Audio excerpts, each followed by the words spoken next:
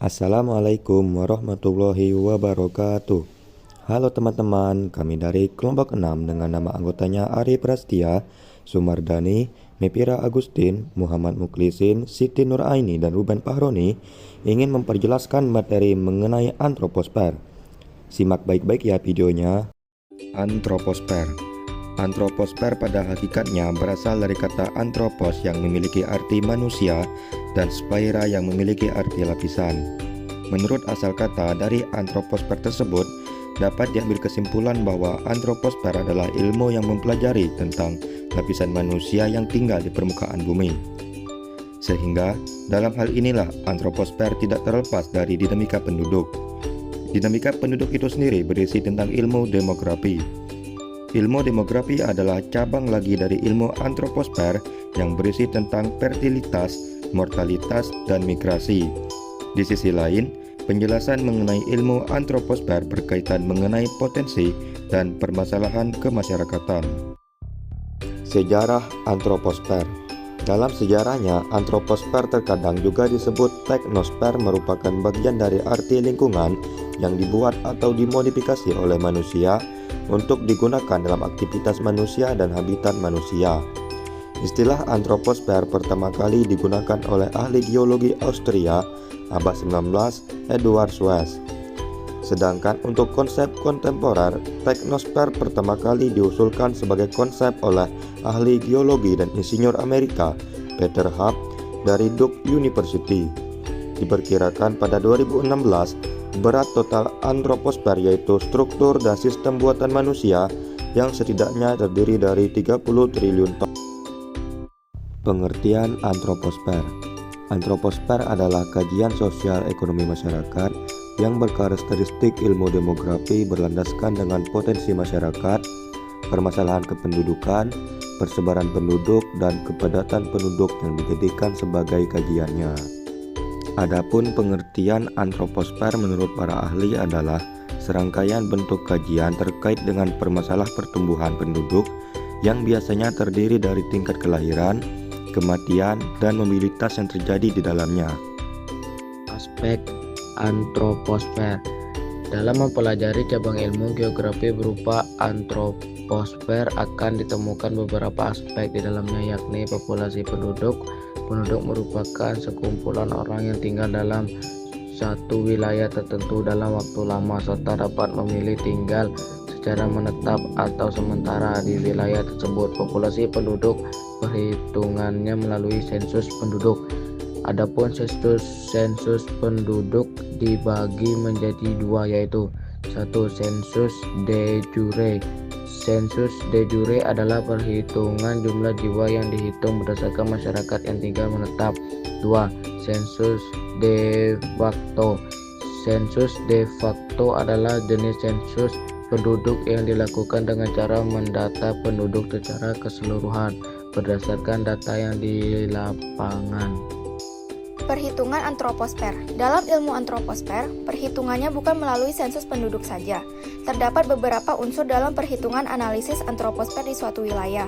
Antara lain, 1. Fertilitas. Fertilitas adalah angka tingkat kelahiran penduduk di suatu wilayah yang menjadi pokok perhitungan antroposfer. Negara yang sedang berkembang seperti Indonesia memiliki jumlah fertilitas yang tinggi. 2. Mortalitas. Mortalitas adalah faktor yang menjadi penyeimbang jumlah angka fertilitas.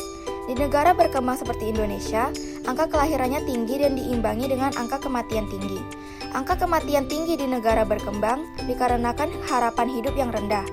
3. Migrasi. Migrasi adalah perpindahan dari suatu tempat ke tempat yang lain. Migrasi dapat dijadikan sebagai faktor perhitungan antroposfer karena terkait dengan tempat tinggal penduduk. Migrasi dapat bersifat sementara dan dapat juga bersifat menetap. 4. Transmigrasi. Transmigrasi adalah perpindahan penduduk dari pulau dengan jumlah angka kepadatan penduduk yang tinggi berpindah ke pulau dengan angka kepadatan penduduk yang rendah. Transmigrasi berguna untuk pemerataan kepadatan penduduk.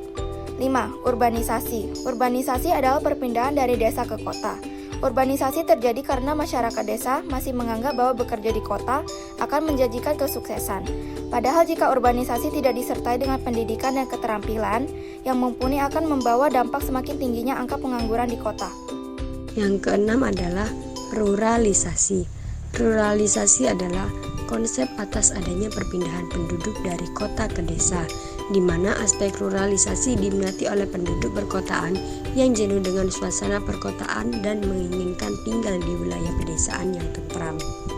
Yang ketujuh, yaitu imigrasi. Imigrasi adalah perpindahan penduduk dari luar negeri menuju Indonesia. Imigrasi dilakukan oleh warga negara asing dengan tujuan bekerja dan sebagainya. Yang kedelapan, emigrasi. Emigrasi adalah perpindahan penduduk yang menjelaskan adanya pergerakan penduduk dari Indonesia ke negara lainnya. Yang terakhir yaitu remigrasi. Remigrasi adalah perpindahan penduduk dengan kembalinya seorang penduduk Indonesia yang telah melakukan emigrasi ke luar negeri untuk kembali ke Indonesia, atau sebaliknya seorang warga negara asing yang telah melakukan imigrasi ke negara Indonesia lalu kembali lagi ke negara asalnya. Contoh antroposfer. 1. Mobilitas penduduk secara vertikal.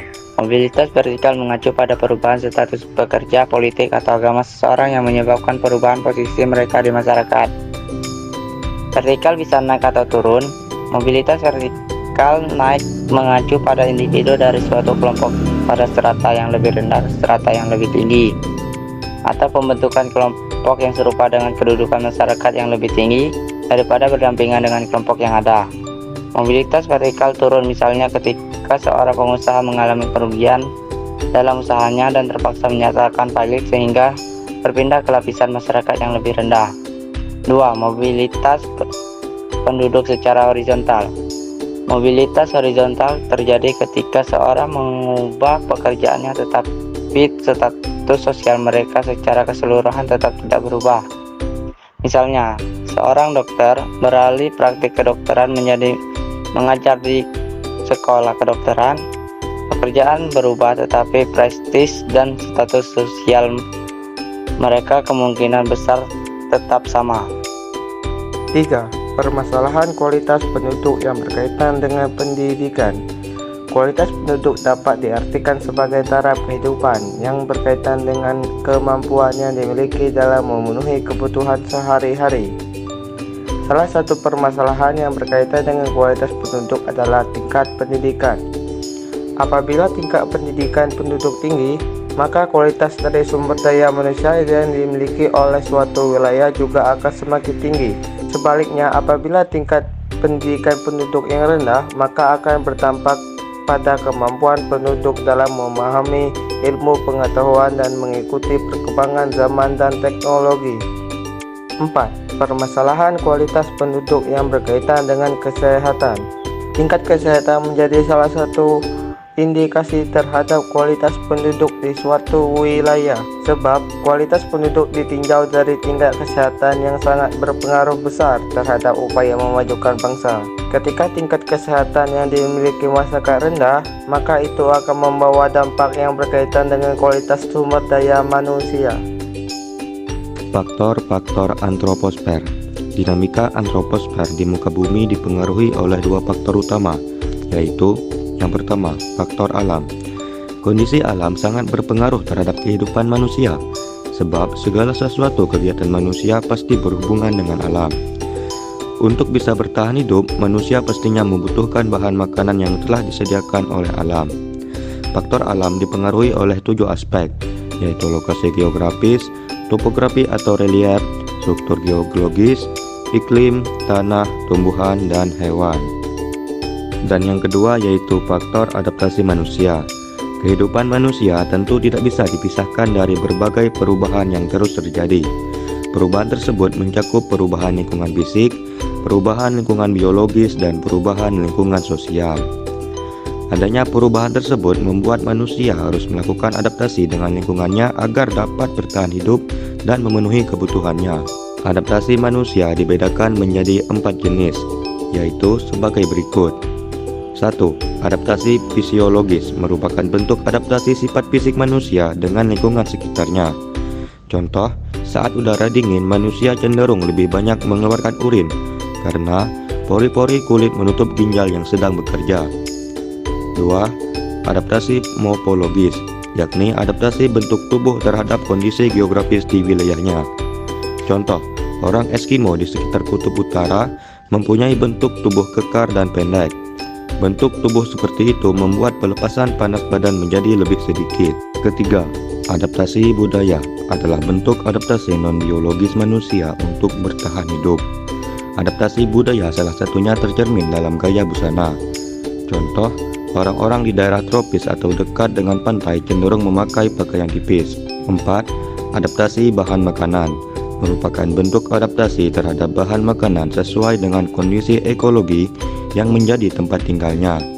Contoh, orang Jawa makanan pokoknya beras, orang Maluku makanan pokoknya sagu. Itulah tadi pembahasan materi mengenai antroposfer.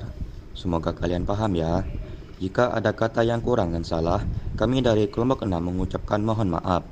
Kami akhiri. Wassalamualaikum warahmatullahi wabarakatuh.